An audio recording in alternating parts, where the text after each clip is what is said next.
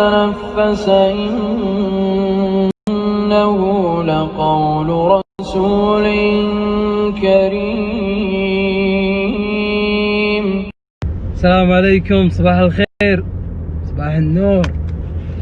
اليوم صاحي مفجوعا يا جماعة الخير، والله العظيم قمت على حلم يا ساتر.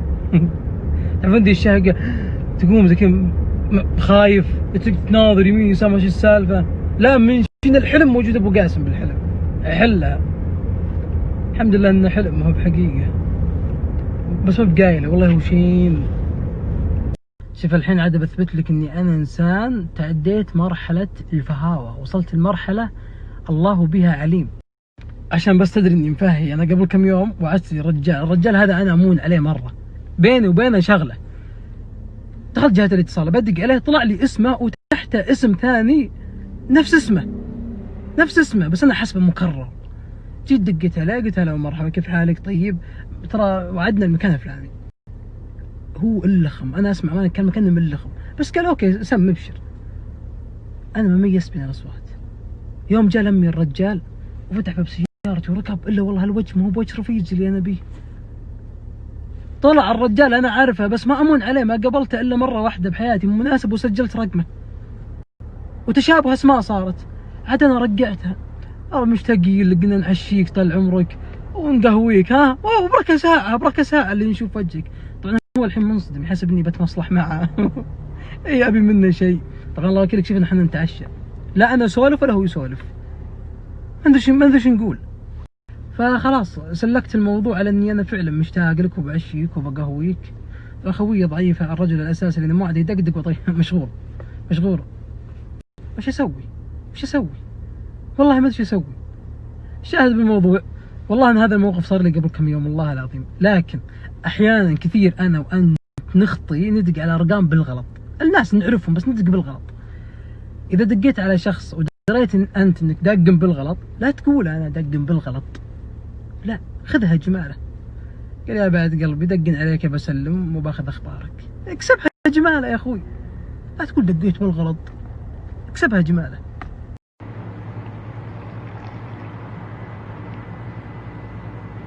في ناس يدخلون علي بالخاص يقولوا لي عبد الله كيف تقول السالفه بسناب؟ اكيد انه بيدري الحين انك انت تقصده. انت ما عرفتها. ذكاء عبد الله، السلام، الله يطول بعمرك. انا من يوم صار الموقف حطيتها براسي اني بقولها بسناب، فعلى طول قلت له انه صار لي موقف قبل كم يوم كذا وكذا وكذا وكذا، وانا اقصده هو الله يطول بعمره. الحين ما هو بداري اني انا اقصده، ما بداري.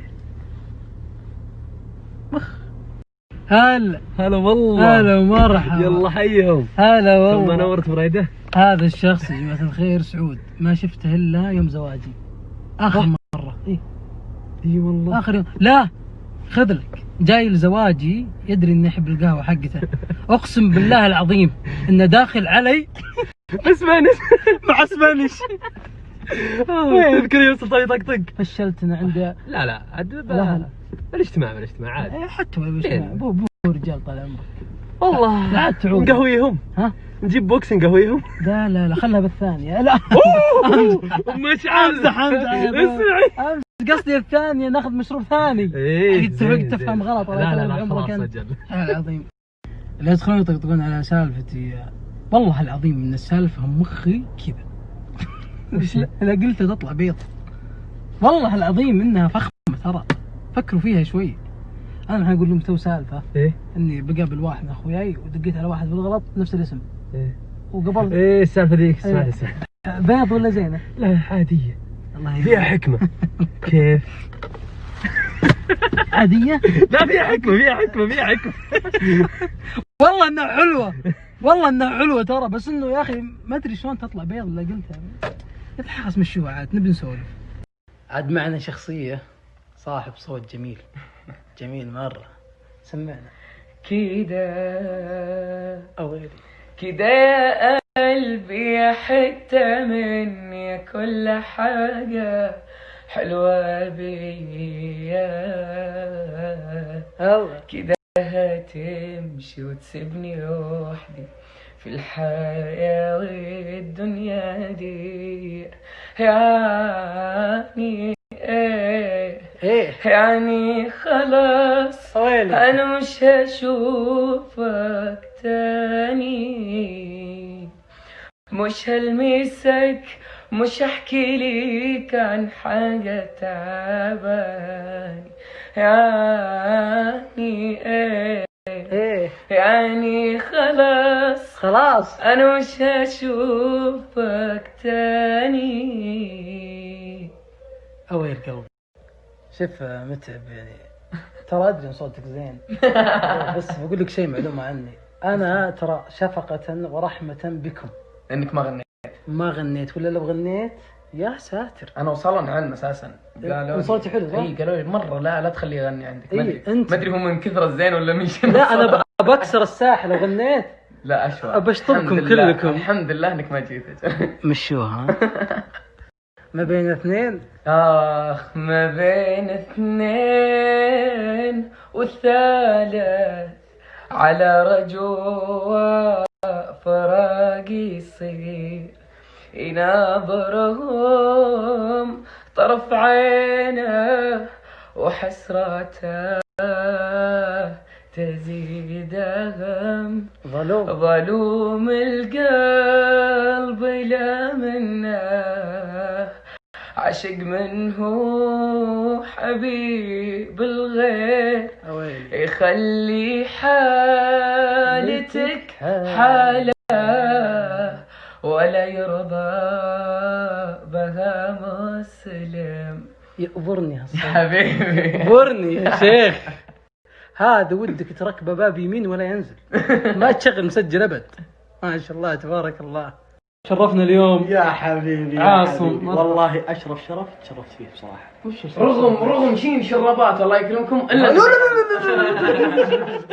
يقولون صوتك حلو بعد انت. اغنيتي وتدشين بعد يومين 3 ايام كذا. متعب راحت عليك. وين راحت عليك صادق. حيا الله نواف مرحبا شرفتنا طال عمرك الله يسعدك. وراك تقول مرتبك ما خايف من هيبتي لا جيت. الواحد عنيزه. يلا مشينا. سلطاني هلا شو طلعك بالشارع؟ وش وصلنا؟ كفو والله خيي، والله انك كفو. هي كفو. طالع على من انت؟ طلعنا على ابوي. والثاني؟ عليك. ايك. ضربك ولا قلت اخوي. اي لا والله وش ولد الجيران ما باخوك. يلا الصلاة تفلح. يلا ودنا. يلا اركب والله. يلا اركب. مين حبيب خالو؟ مين حبيب خالو؟ قل لهم هاي. هاي. هاو ار يو؟ عطهم بوسه. ايوه عط خالو بوسه. خالو حبيب خالو. مين حبيب خالو؟ انا. مين حبيب خالو؟ لا. يلا خمه خالو خمه يا حظي يا حظي. تعال من رايح. الله يحفظه. باي زيزو باي. يلا باي. رفا سك الباب علي ما بقايل هذا وانا خاله، لكن الوعد قدام.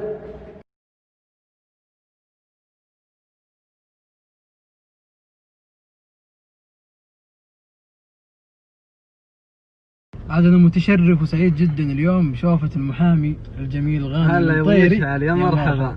طبعا هذا المحامي هو اللي يخلص مواضيعي في أي قضية نحتاجها، يعني ها انتهى يعني تزل انت بعمرك. معنا المحامي الجميل هليل الشميلان، شرفتنا ونورت طال عمرك الله يسعدك يا رب. ومعكم المحامي الصغير عبد الله السلام. كفو. اسعد تشوفون اعماركم علي. لا ابدا. انتبهوا. الله يبيض وجهك ويقول امين. وتشرفت بشوفتكم. الله يسعدك. نبي ناخذ نبذه عنكم الان، ممكن تحتاجونهم ترى، خذوهم من عندي، خطر دول على المجتمع.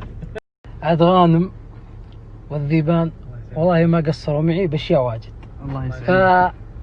فانا ودي انك تعطيهم نبذه منه غانم المطيري ومنه هليل.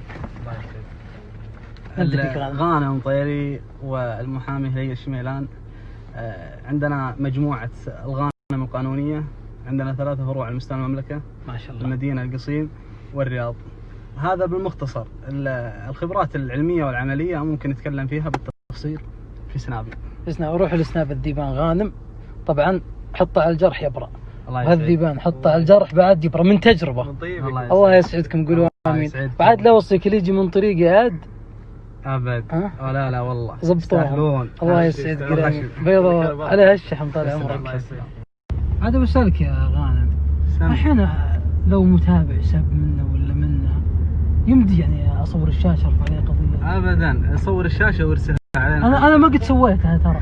صور فيها فلوس. صور الشاشه وانتهى الوضع. والله يعني لو خلينا نقول فرضا 50 واحد سب، أبداً. كم ممكن اطلع يعني؟ 1.5 مليون تقريبا. كم؟ 1.5 مليون. سبوا. سب انت يا سب. لا والله اني اغليهم، والله لو يسبون البكره الله يحللهم اكيد ما شاء الله. يا بعد هذا من روح، طيبك يا وفعلك الغانم بالامان. الله يسعدك. هذا بس قدام الكاميرا ترى. لا والله اني امزح. عاد غانم الحين بلجد يعني الان كل من سب اقدر ارفع عليه او في سب عن سب يخرج؟ لا طبعا، السب يا طول العمر من المواضيع الخطيره اللي يحاسب عليها اي فرد.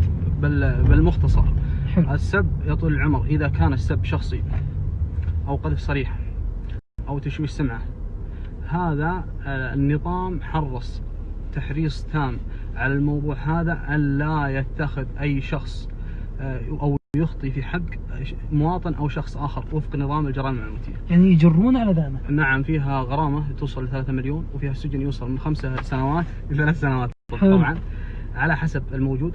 فيها طبعا الأنظمة تختلف، فيها نظام النداء البشري هو أتوقع. نعم.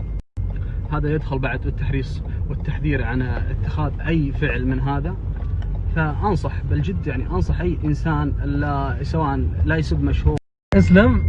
فالنظام حتى نظام الجرائم الإلكترونية حرص ونبه على عدم اتخاذ الناس لهذه الطريقة، سواء لا تسب مشهور ولا تسب إنسان عامي، لأنه أصلا تعاقب فيها. مجرد صور الشاشة وأرسل كلنا آمن أو راح أقرب مركز شرطة راح يجيبونك ورقم التحقق من جوالك، حيتلونك. ايه او عن طريق الايميل. فاحرص، لابد المجتمع يكون عنده وعي تام باتخاذ الطرق اصلا النظاميه ما لا يؤذي احد. ما قطعك، انت وش تستفيدوا من انك تسب؟ هنا السؤال. اصلا اول شيء الرسول صلى الله عليه وسلم يقول المسلم على المسلم حرام دمه وماله وعرضه. هذا شرعا.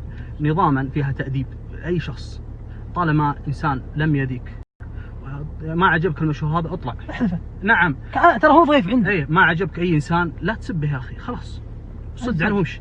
اما تسوي انك تسب وما تحسب يجيبونك، فاحرص الجميع ان لا تحسب انك ما راح يجيبونك.